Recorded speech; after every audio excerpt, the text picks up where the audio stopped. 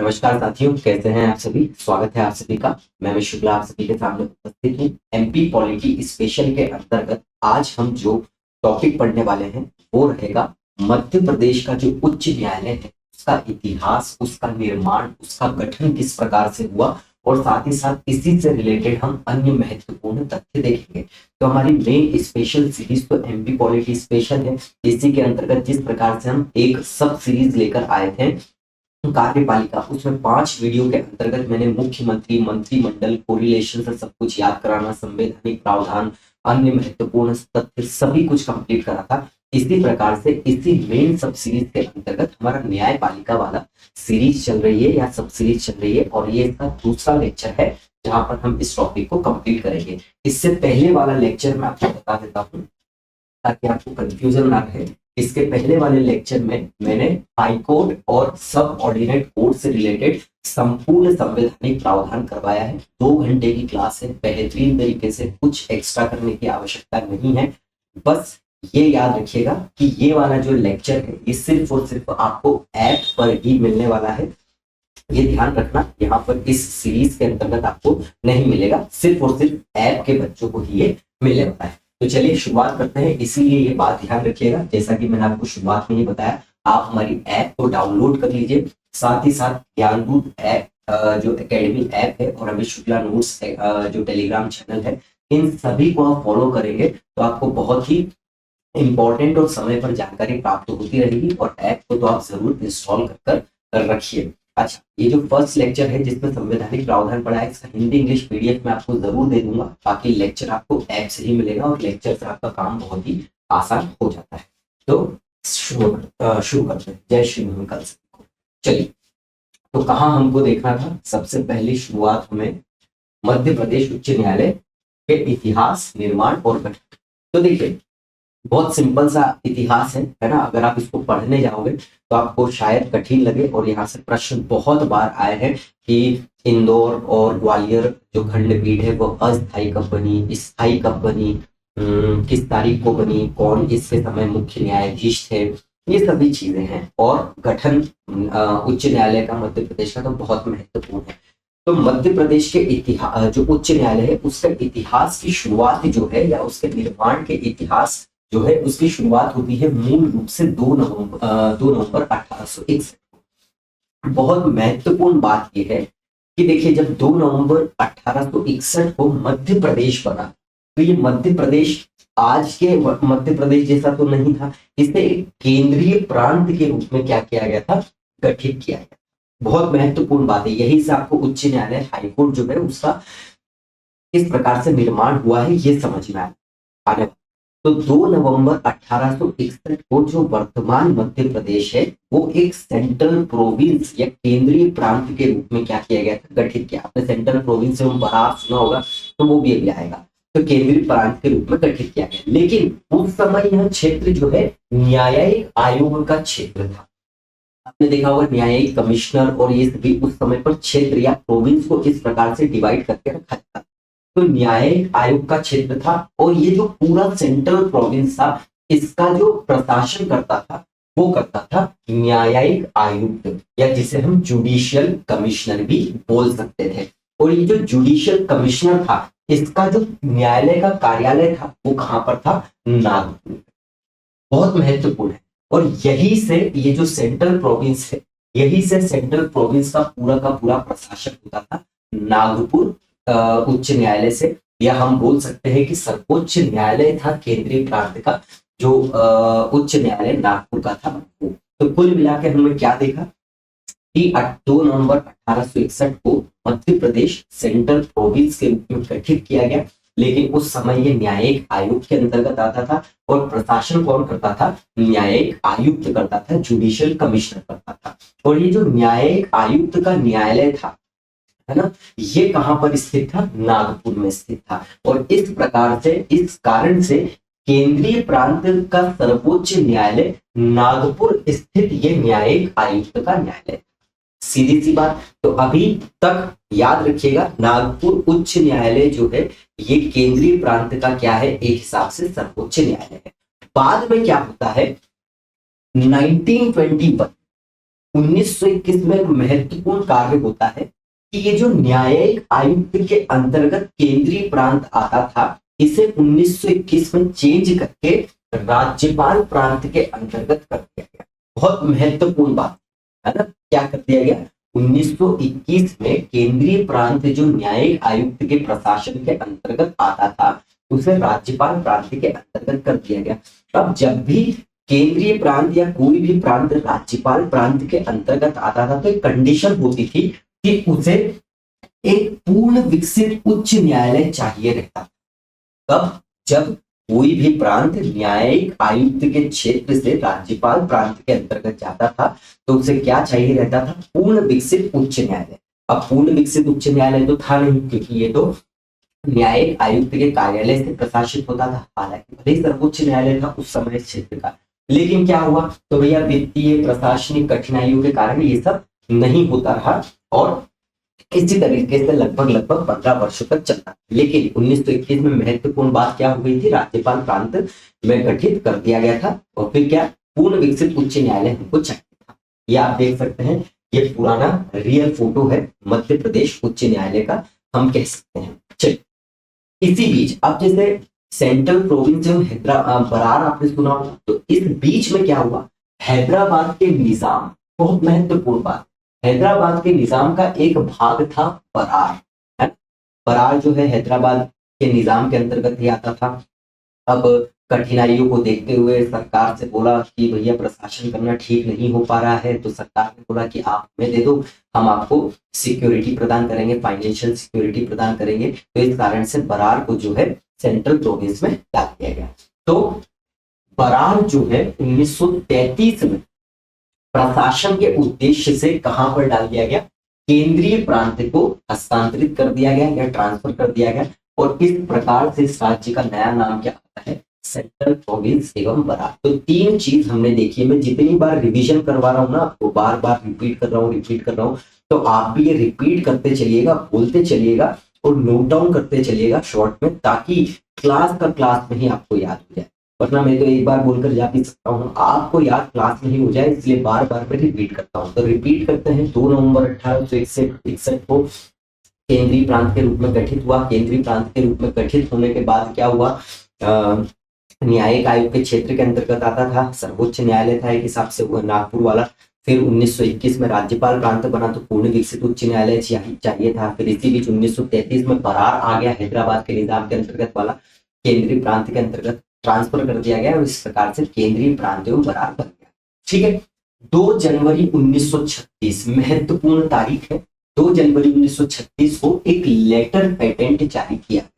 अब ये letter patent क्या होता है? उस समय पर अंग्रेजों सरकार के समय जो मेन व्यक्ति रहता था, हम गवर्नर बोल सकते हैं या महारानी भी बोल सकते हैं, क्वीन भी बोल सकते हैं, डिपेंड करता है। ये भी अलग अलग जगह पर अलग अलग समय पर अलग अलग व्यक्तियों द्वारा जारी किया जाता था। तो लेटर पेटेंट का मतलब आप ये समझिए कि न्यायालय को ट्रांसफर करना या बनाना या परिवर्तित करने के लिए जो आदेश जारी किया जाता था, वो लेटर पेटेंट कहलाता। तो 2 जनवरी 1936 को एक लेटर पेटेंट जारी किया, और ये किस अधिनियम के अधीन जारी किया गया? भारत शासन अधिनियम 1915 के अंतर्गत जारी किया गया। किसके द्वारा जारी किया गया? सम्राट जॉर्ज पंचम के द्वारा जारी किया गया। और इस भारत शासन अधिनियम 1915 की धारा 108 के अंतर्गत क्या किया गया था? जारी किया गया। बहुत महत्वपूर्ण बात है। 2 जनवरी 1936 में क्या बोला? भारत शासन अधिनियम 1915 की धारा 108 के तहत जॉर्ज पंचम ने एक लेटर पेटेंट जारी किया, और इसके द्वारा केंद्रीय प्रांत एवं बरार के लिए उच्च न्यायालय बनाया गया। लेकिन ये उच्च न्यायालय भी क्या था? नागपुर के ही अंतर्गत था। तो जब 2 नवंबर 1861 को नागपुर के अंतर्गत ये जो प्रशासन होता था केंद्रीय प्रांत का, वो न्यायिक आयुक्त के कार्यालय से होता था, लेकिन सर्वोच्च न्यायालय माना जाता। लेकिन अब 2 जनवरी 1936 को केंद्रीय प्रांत एवं बरार के लिए ही एक पूर्ण विकसित उच्च न्यायालय बना दिया गया, लेकिन वो था नागपुर में ही, नागपुर उच्च न्यायालय। और इसके सबसे पहले न्यायाधीश जो नियुक्त किए गए थे वो थे कौन? Gilbert strong. गिलबर्ट स्टोन के उस समय के जब ये न्यायाधीश थे, उस समय जब ये जो पहनावा पहनते थे जिसको रोब भी बोला जाता है, वो मैं आपको दिखाऊंगा, है ना, एकदम ओरिजिनल। बात करते हैं इस लेटर पेटेंट के अंतर्गत जो नागपुर उच्च न्यायालय का गठन किया गया था और उस अधिकार क्षेत्र प्रदान किया गया था, वह 26 जनवरी 1950 को भारत के संविधान को अंगीकार या स्वीकार करने के बाद भी 225 एवं 372 के प्रावधानों के कारण प्रभावशील बना रहा। इसका मतलब क्या है? 225 पहले लेक्चर में मैं आपको पढ़ाया ही हुआ हूं कि 225 का मतलब है कि भारत के संविधान के प्रारंभ होने से पहले जो उच्च न्यायालय के क्षेत्राधिकार था उसको कंटिन्यू करते रहना, लेकिन उसमें कुछ शर्तें हैं जो 225 अनुच्छेद में पहले लेक्चर को आप ऐप में देखोगे तो आपको समझ में जाएगा। और 372 बोलता है कि संविधान के प्रारंभ से पहले जो विधियां बनी थी या कानून बने थे उसे किस प्रकार से लागू रखना है, उसमें भी बहुत सारी कंडीशंस रहती है। और ये क्या था कि संविधान के प्रारंभ होने से पहले जो उच्च न्यायालय का क्षेत्राधिकार किस प्रकार से रहेगा, कैसे रहेगा। तो इन दोनों अनुच्छेदों के कारण भी जब 26 नवंबर 1950 को संविधान लागू हो गया फिर भी ये जारी रहा। क्यों? क्योंकि इसमें ऐसी बातें कही गई है। क्या कही गई है आप लेक्चर देखिएगा। अब क्या हुआ, 1 नवंबर 1956 आया, है ना, मध्य प्रदेश राज्य पुनर्गठन अधिनियम 1956 की धारा 9 के अंतर्गत क्या किया गया, मध्य प्रदेश राज्य का गठन कर दिया गया। 1000 करोड़ स्टार लगा देना, प्रश्न को सीधा प्रश्न आ सकता है कि राज्य पुनर्गठन अधिनियम 1956 की कौन सी धारा के तहत मध्य प्रदेश राज्य का गठन किया गया? तो धारा 9 के तहत गठित किया गया। बहुत ही महत्वपूर्ण। तो यहां तक कहानी आपको समझ में आ गई होगी कि किस प्रकार से नागपुर उच्च न्यायालय बन गया और 26 नवंबर 1950 के बाद भी वो क्या रहा, लागू रहा, या हम बोल सकते हैं कि कंटिन्यू वो चलता था। अब हमारे पास आ गया है 1 नवंबर 1956, जब मध्य प्रदेश राज्य का क्या कर दिया गया, गठन कर दिया गया धारा 9 के तहत। ध्यान रखिएगा धारा 9। बात करते हैं राज्य पुनर्गठन अधिनियम जो 1956 है उसी की धारा 49 की सब धारा या उपधारा 1 मतलब 49(1) की हम बात।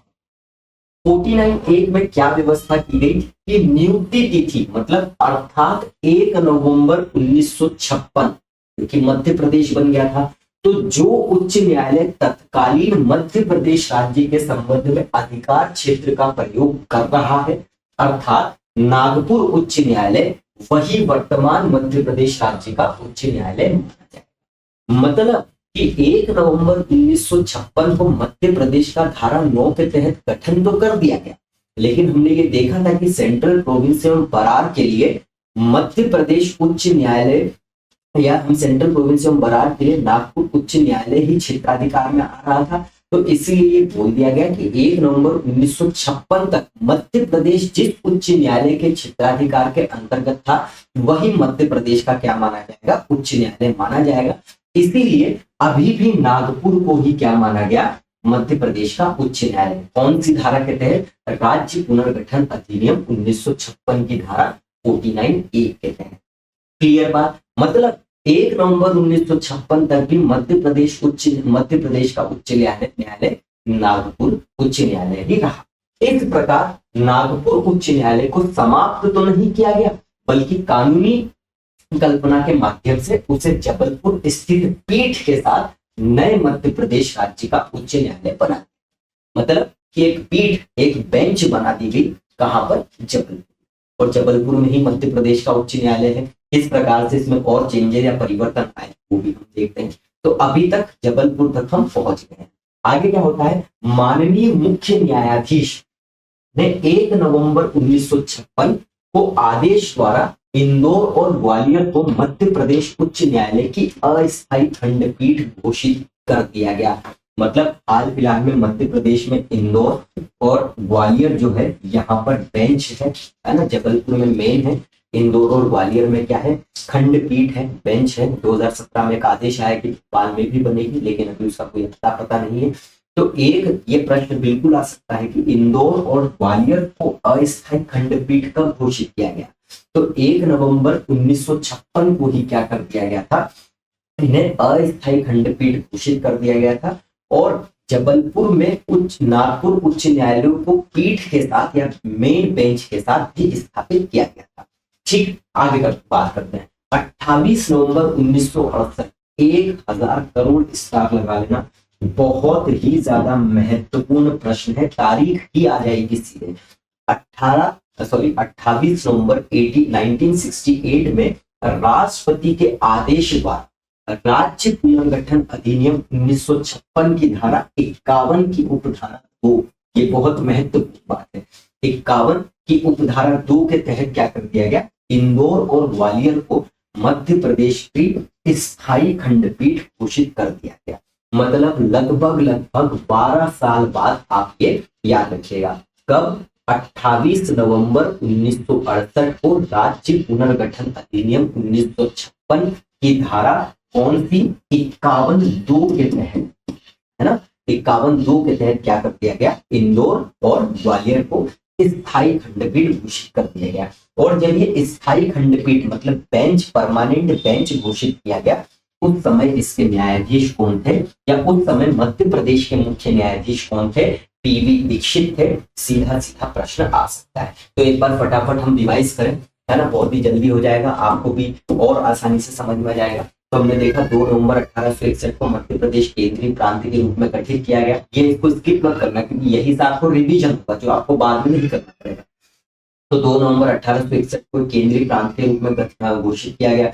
ये न्यायिक आयुक्त के क्षेत्राधिकार के अंतर्गत आता था, इसीलिए न्यायिक आयुक्त का प्रशासन क्षेत्र होता था, और ये न्यायिक आयुक्त का कार्यालय कहाँ था, नागपुर के अंतर्गत। इसीलिए केंद्रीय प्रांत का सर्वोच्च न्यायालय नागपुर स्थित न्यायिक आयुक्त का जो कार्यालय था वो था। फिर क्या हुआ, 1921 में जबलपुर ग्वालियर, 1921 में केंद्रीय प्रांत को गवर्नर प्रांत या राज्यपाल प्रांत घोषित किया, फिर पूर्ण विकसित उच्च न्यायालय होना था, लेकिन नहीं बन पाया। 1933 में बरार आ गया, इसलिए केंद्रीय प्रांत एवं बरार बन गया। अब जब ये बन गया तो 2 जनवरी 1936 को क्या किया गया, तो सम्राट जॉर्ज पंचम द्वारा ये जो भारत शासन अधिनियम 1915 है, इसकी धारा 108 के तहत एक लेटर पेटेंट जारी किया, और लेटर पेटेंट जारी करने के बाद क्या कर दिया गया, ऐसा बोल दिया कि केंद्रीय प्रांतों बरार के लिए नागपुर उच्च न्यायालय जो है ये मेन उच्च न्यायालय होगा, और गिलबर्ट स्टोन को इसका न्यायाधीश नियुक्त कर दिया गया। फिर ये जो लेटर पेटेंट था, इसके अंतर्गत नागपुर उच्च न्यायालय का जो गठन किया गया था, वो 26 नवंबर के बाद भी क्या लागू रहा, क्यों, 225 और 372 के कारण। ये भी सिंपल है। 1 नवंबर 1956 को क्या हुआ, राज्य पुनर्गठन अधिनियम की धारा 9 के तहत मध्य प्रदेश का गठन कर दिया गया। मध्य प्रदेश का गठन कर दिया गया तो बोला कि जिस तारीख से मध्य प्रदेश का गठन हुआ है, और उस समय तक वो जिस न्यायालय के अंतर्गत आता था, उसी को इसका क्या माना जाएगा, उच्च न्यायालय माना जाएगा। मतलब नागपुर उच्च न्यायालय को ही मध्य प्रदेश का क्या मान लिया गया, उच्च न्यायालय मान लिया गया। बस जबलपुर में एक पीठ स्थापित कर दी, और ये किस धारा के तहत हुआ था, तो 49(1) के तहत हुआ था कि मध्य प्रदेश उच्च न्यायालय का जो उच्च न्यायालय है वो नागपुर उच्च न्यायालय ही माना जाएगा। और 1 नवंबर 1956 को ही ग्वालियर और इंदौर को एक अस्थायी पीठ के रूप में घोषित किया गया। कौन सी धारा के तहत, तो यहाँ पर इसकी धारा नहीं लिखी है, धारा स्थायी खंडपीठ में लिखी है। 28 नवंबर 1968 को क्या कर दिया गया, तो इसके द्वारा 51(2) के तहत इंदौर और ग्वालियर को स्थायी खंडपीठ घोषित कर दिया गया। पीवी दीक्षित इसके क्या थे, इस समय पर मध्य प्रदेश उच्च न्यायालय के मुख्य न्यायाधीश थे। तो ये जो तारीख, ये जो धाराएं लिखी है ना कि राज्य पुनर्गठन अधिनियम 1956 की कौन सी धारा के तहत, तो ये एक बहुत ही महत्वपूर्ण बात है। उसके बाद नागपुर उच्च न्यायालय को मध्य प्रदेश का उच्च न्यायालय कौन सी धारा के तहत माना गया, तो बहुत महत्वपूर्ण है 49(a), और मध्य प्रदेश के इंदौर और ग्वालियर को स्थायी खंडपीठ तो 51(2), बहुत महत्वपूर्ण। तीनों की तीनों धाराएं अत्यंत महत्वपूर्ण है। तो यहाँ तक हमने सब कुछ कर लिया। आगे क्या होता है, तो यह स्थिति 1 नवंबर 2000 तक कंटिन्यू चलती रही। बाद में क्या हुआ, तो छत्तीसगढ़ बना, है ना, तो मध्य प्रदेश का पुनर्गठन हुआ, छत्तीसगढ़ बन गया। तो छत्तीसगढ़ राज्य को मध्य प्रदेश राज्य से अलग कर दिया गया, और बिलासपुर में एक मेन बेंच बनाई गई जो कि छत्तीसगढ़ उच्च न्यायालय था, और छत्तीसगढ़ उच्च न्यायालय का इस प्रकार से क्या कर दिया गया, स्थापना कर दिया गया। और जबलपुर जो है, इसे जबलपुर उच्च न्यायालय को मध्य प्रदेश का मेन हाई कोर्ट बना दिया गया। और इस प्रकार से मध्य प्रदेश उच्च न्यायालय का एक केंद्रीय प्रांत के नागपुर स्थित न्यायिक आयुक्त के कार्यालय से शुरुआत करते करते जब गवर्नर प्रांत के अंतर्गत आते आते फिर केंद्रीय प्रांत एवं बरार के लिए नागपुर उच्च न्यायालय स्थापित करते हुए फिर जबलपुर, फिर अस्थायी खंडपीठ, फिर स्थायी खंडपीठ, फिर छत्तीसगढ़ बना और इस प्रकार से मध्य प्रदेश का जबलपुर में उच्च न्यायालय स्थापित कर दिया गया। बहुत छोटी सी स्टोरी लेकिन बहुत आसान तरीके से मैंने आपको दी है। इसके अलावा आपको कुछ एक्स्ट्रा करने की आवश्यकता नहीं है, लेकिन कुछ बातें हैं जो कि हम देखते हैं। अब राज्य पुनर्गठन अधिनियम 1956 की धारा 51(1) की उपधारा 1 के द्वारा क्या कर दिया गया, भारत के राष्ट्रपति ने 27 अक्टूबर 1956 को एक आदेश जारी कर दिया जिसके द्वारा जबलपुर को मध्य प्रदेश उच्च न्यायालय का क्या कर दिया गया, प्रधान पीठ स्थापित कर दिया। बहुत महत्वपूर्ण बात है ना कि ये प्रश्न आ सकता है कि मध्य प्रदेश उच्च न्यायालय की प्रधान पीठ मेन ब्रांच या प्रिंसिपल बेंच के रूप में जबलपुर को कब स्थापित किया, तो 27 अक्टूबर 1956 को बोला गया था। और कौन सी धारा के तहत, 51 की उपधारा 1 के तहत। क्योंकि जब नागपुर उच्च न्यायालय बना था, है ना, केंद्रीय प्रांत एवं बरार के लिए, तो एक पीठ बोल दिया था कि जबलपुर में होगी और उसी समय इंदौर ग्वालियर को भी एक अस्थायी कर दिया था, है ना। बाद में 51(2) जैसे आप यहाँ पर देखोगे कि 51(2) के तहत स्थायी बना दिया इंदौर और ग्वालियर को, है ना। और वो तो बहुत लेट करा था, 28 नवंबर 1968 को, 12 साल बाद। लेकिन अब क्योंकि मध्य प्रदेश उच्च न्यायालय मध्य प्रदेश 1956 में ही बन गया है, तो स्वाभाविक सी बात है उसी समय पर एक मेन बेंच बनानी रहेगी स्थायी। तो इसीलिए बोल दिया गया कि 27 अक्टूबर 1956 को जबलपुर को स्थायी खंडपीठ बनाया, स्थायी या प्रिंसिपल बेंच बनाया जाता है। बहुत ही महत्वपूर्ण बात यहाँ पर देखने को मिलती है। ये कोई भी तारीख आपको कहीं पर कुछ भी लिखे गलत है, यही सही है, सब कुछ ध्यान रखिएगा। तो 108 याद रखिएगा, 49, 51, 2, 51(1), तो 51(1) क्या है, तो 51(1) है भैया मेन ब्रांच। 51(2) जो है अस्थायी से स्थायी कर दिया गया, बाकी सब तो बहुत ही सिंपल, एक कहानी के रूप में बहुत ही आसानी से आप याद कर सकते हैं। तो चलिए शुरुआत करते हैं आगे। इस प्रकार से सब कुछ चीजें होगी, है ना। ये आप देख सकते हैं वर्तमान में मध्य प्रदेश का उच्च न्यायालय इस प्रकार से आपको देखने को मिलेगा। बात करते हैं जबलपुर स्थित उच्च न्यायालय का भवन है, जहां पर आज आपको मध्य प्रदेश उच्च न्यायालय दिखता है।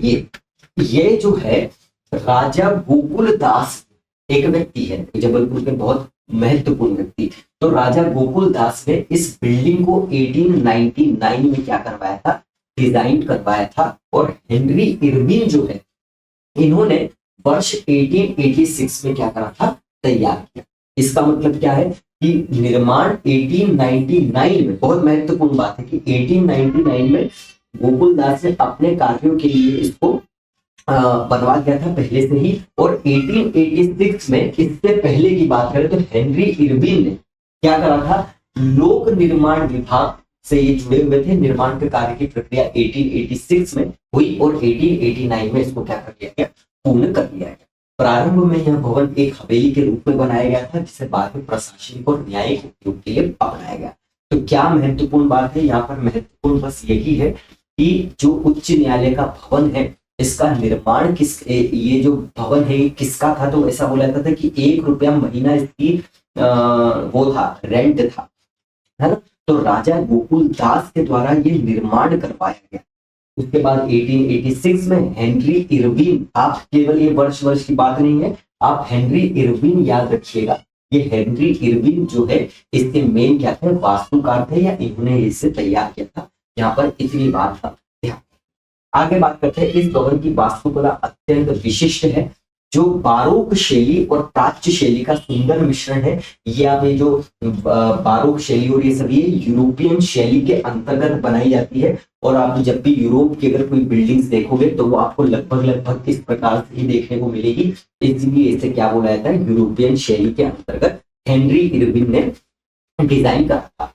बस इतनी सी बात है। तो यहाँ पर यह प्रश्न पूछा जा सकता है कि बारोक शैली और प्राच्य शैली भी आप छोड़ दोगे तो यहाँ पर यूरोपियन शैली बहुत महत्वपूर्ण है। प्रश्न पूछा जा सकता है मध्य प्रदेश उच्च न्यायालय जो जबलपुर बेंच है तो उसकी बिल्डिंग किस शैली में बनी है, तो यूरोपियन शैली में। किसकी थी, तो गोकुल दास की थी। फिर इसके डिजाइनर कौन थे, तो हेनरी इरविंग है ना। प्रारंभिक काल में इस भवन का उपयोग कलेक्टर कार्यालय के रूप में होता था। बाद में 1956 में मध्य प्रदेश राज्य के गठन के पश्चात इस भवन को मध्य प्रदेश उच्च न्यायालय का भवन बना दिया गया। तो इतनी सी बात है, आप इसको पढ़ लीजिएगा। बहुत ज्यादा यहाँ पर डिटेल, मतलब बहुत ज्यादा डिटेल पढ़ने की यहाँ पर आवश्यकता नहीं। क्लियर, चलिए बढ़े आगे।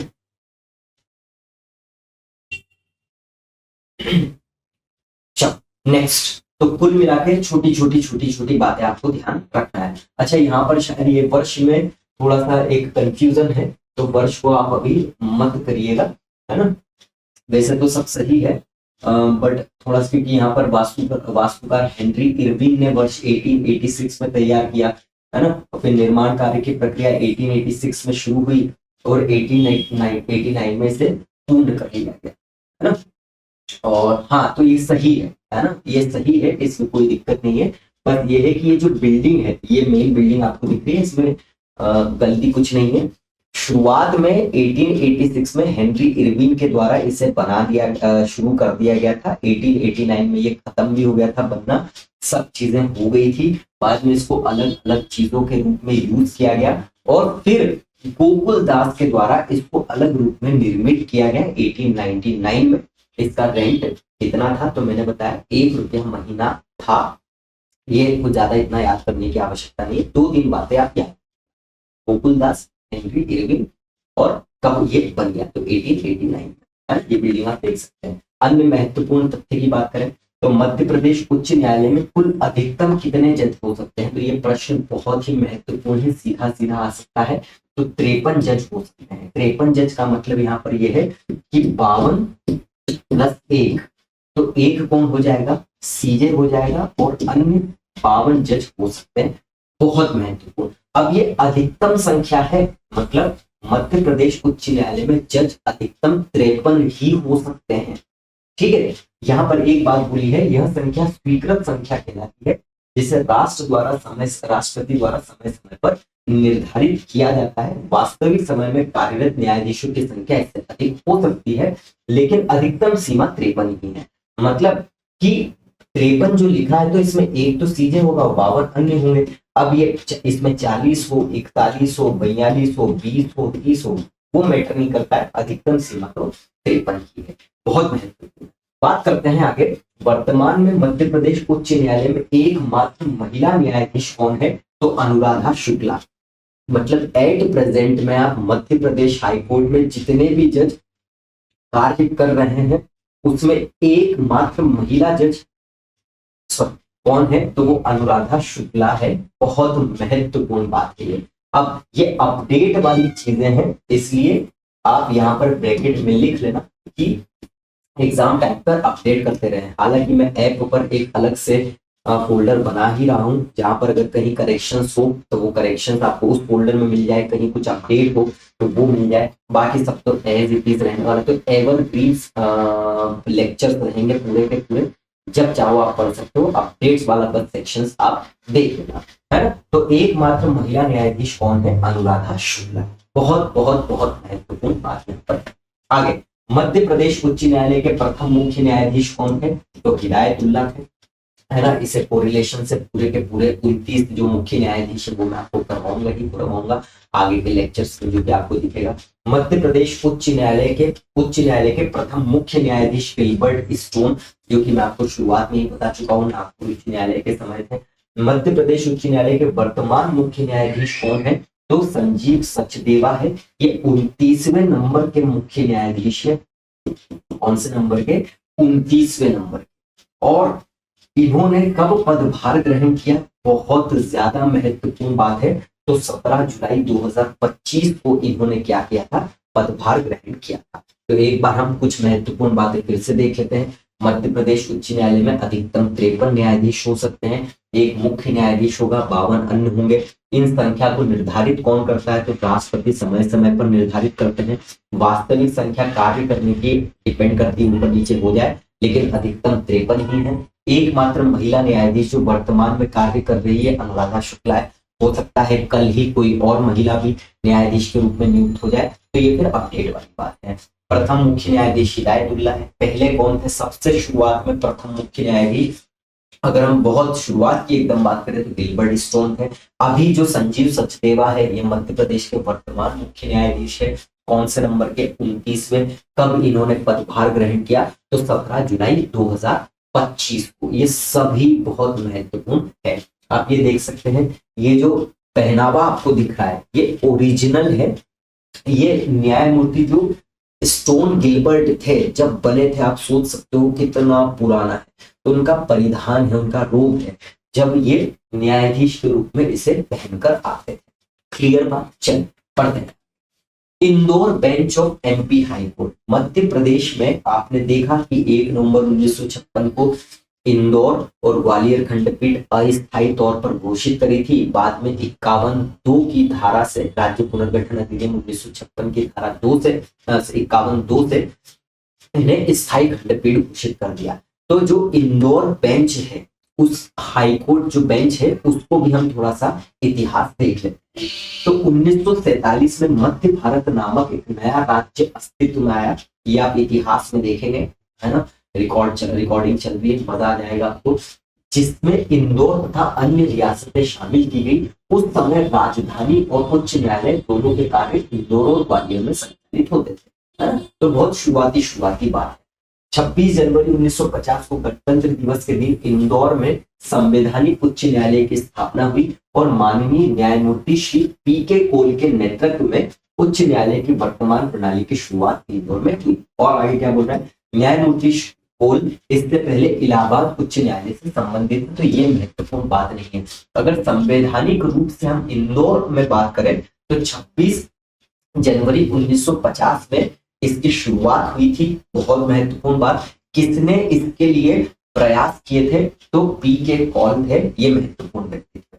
उनके मार्गदर्शन में निर्णय लिया गया कि उच्च न्यायालय को एक अलग स्थान पर कार्य करना चाहिए, क्योंकि इससे पहले क्या था, जब मध्य भारत 1947 में बना था तो इंदौर और ग्वालियर अलग अलग हाईकोर्ट यहाँ पर इसके लिए, इंदौर के लिए ही काम करते। तो पी.के. कौल ने फिर इस प्रकार से बोला और मध्य भारत सरकार से 22 मार्च 1955 को महाराजा होलकर से वर्तमान भवन के लिए भूमि ली। मतलब इंदौर हाईकोर्ट जहां पर है उसके लिए, या जो जहां बना उसके लिए 22 मार्च 1955 को ले ली गई है सभी, है ना। इस भवन की आधारशिला किसने रखी? तो भारत के राष्ट्रपति राजेंद्र प्रसाद थे उस समय, उनके द्वारा रख दी गई, फाउंडेशन स्टोन रख दिया गया। और इंदौर स्थित वर्तमान उच्च न्यायालय भवन का उद्घाटन किसने करा? तो भारत के मुख्य न्यायाधीश भुवनेश्वर सिन्हा जो थे, इन्होंने 1960 मार्च 1960 को इसका क्या कर दिया, उद्घाटन कर दिया। और 1968 में ये स्थायी खंडपीठ बनी थी। ये भी ध्यान रखना। क्या इतिहास है इंदौर ब्रांच का? मध्य भारत बना 1947 के लगभग समय पर हम बात करें तो यहाँ पर फिर क्या हो गया, अलग अलग इंदौर के लिए भी, इंदौर ग्वालियर में अलग अलग कार्य होते थे। 1950 को संवैधानिक उच्च न्यायालय की स्थापना हुई। पी.के. कौल के नेतृत्व में भूमि की आवश्यकता रही, महाराजा होलकर से ले ली, फाउंडेशन स्टोन रख दिया गया। किसके द्वारा? तो राजेंद्र प्रसाद के द्वारा। और मार्च 1960 में क्या हो गया, इसको उद्घाटित कर दिया गया भुवनेश्वर सिन्हा के द्वारा। इसी प्रकार से फिर हम ग्वालियर खंडपीठ की बात करें तो ग्वालियर का जो उच्च न्यायालय है 1894 में, बहुत ही शुरुआत में ही इसने कार्य करना प्रारंभ कर दिया था। और 1937 में उच्च न्यायालय को जयेंद्रगंज, वहां पर एक जगह है ग्वालियर में, लश्कर ग्वालियर में स्थित तकनीकी विद्यालय में क्या कर दिया गया था, स्थापित कर दिया था। मतलब एक रूप से दूसरी जगह पर 1894 में ये शुरू तो हो गया था, लेकिन 1937 में ये मुख्य जगह है जयेंद्रगंज लश्कर, यहां से इसकी शुरुआत हुई। और कब तक? 1956 से लेकर 1991 जनवरी तक उच्च न्यायालय की पीठ इसी पुराने भवन में स्थित थी, क्योंकि 1937 जयेंद्रगंज लश्कर में तो स्थापित हो गया था, सभी चीजें हो गई थी। लेकिन हमको ये मेन देखना है कि एक अस्थायी खंडपीठ के रूप में तो 1956 में स्थापित हुआ था, तो 1956 से अगर हम काउंट करें तो 98 तक यहीं पर स्थित हुआ। लेकिन अभी वर्तमान में जहां पर ग्वालियर में खंडपीठ है, बना हुआ है, मेन बिल्डिंग है, उसकी जो उद्घाटन है वो 9 जनवरी 1999 को डॉक्टर A.S. आनंद, ये चीफ जस्टिस ऑफ इंडिया थे, इनके द्वारा किया गया। तो शुरुआत हो गई थी 1894 में ही एक अलग रूप में, है ना, प्रांतों के रूप में वहां पर न्यायालय का गठन हो गया। 1937 में फिर जयेंद्रगंज लश्कर में, वहीं पर 1956 से 98 तक भी चलता रहा, लेकिन हम 1956 से इसलिए काउंट कर रहे हैं क्योंकि इस समय तक अस्थायी खंडपीठ के रूप में घोषित कर दिया था। और जनवरी 1998 के बाद 9 जनवरी 1999 को, मतलब एक साल बाद, ये जो जहां पर मेन अभी वर्तमान में है, वहां पर इसे क्या कर दिया गया, बना दिया गया और उद्घाटित कर दिया गया डॉक्टर A.S. आनंद के द्वारा। चल आगे, तो ये हो गया भैया पूरा का पूरा ये वाला लेक्चर खत्म, जहां पर हमने मध्य प्रदेश उच्च न्यायालय का निर्माण देखा, गठन देखा, कुछ अन्य महत्वपूर्ण तथ्य देखे, इंदौर और ग्वालियर खंडपीठ किस प्रकार से स्थायी अस्थायी बनी, उनकी बिल्डिंग्स किस प्रकार से आज के वर्तमान स्वरूप में आई, जबलपुर किस प्रकार से मेन ब्रांच बना, कब बना, A to Z सब जानकारी देख ली। ये इसकी PDF हिंदी और इंग्लिश में आपको अलग अलग मिल जाएगी, हमारे सभी चैनल पर आप ऐड हो जाइए। अगला लेक्चर बहुत ही जल्द आपको देखने को मिलेगा। पहला लेक्चर ध्यान रखिएगा केवल और केवल ऐप पर ही आपको मिलने वाला है, कृपया ऐप को डाउनलोड और इंस्टॉल करके रखिए। मिलते हैं अगली क्लास में, तब तक के लिए जय हिंद, जय भारत, जय महाकाल।